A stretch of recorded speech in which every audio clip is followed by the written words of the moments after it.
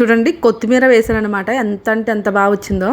కానీ మన గార్డెన్లో మనం పెంచుకునే మొక్కలకి ఏవైనా వస్తే అసలు ఆ ఫీలే వేరే ఉంటుంది కదా. మనం కాయగూరలు ఆకుకూరలు అలాంటివి పెంచుకోలేకపోయినా కనీసం కొత్తిమీర అయినా చాలా ఈజీగా వచ్చేది కదా. మనం వేసుకుంటే చాలా అంటే చాలా హ్యాపీ వేరేగా అనిపించింది నాకైతే. నేను ఒక 20 days ముందు చక్కగా ధనియాలను ఇలా నలిపేసుకొని ఇంట్లో కుండీ ఖాళీగా ఉందన్నమాట, ఒకటి మొక్క చనిపోయింది. ఆ కుండీలో మట్టి అంతా కొంచెం లూజ్ చేసేసుకొని ధనియాలు ఇలా నలిపినవి వేసేసాను అనమాట. వేసేసి మట్టిలో వాటర్ వేస్తాను అంతే. రోజు నీళ్ళు వేస్తుంటే అదే చక్కగా పెరిగిపోతుంది అనమాట. ఇంక ఈరోజు అయితే ఇలా అయింది చూడండి. అది 120 daysకి చక్కగా బాగా పెరిగింది.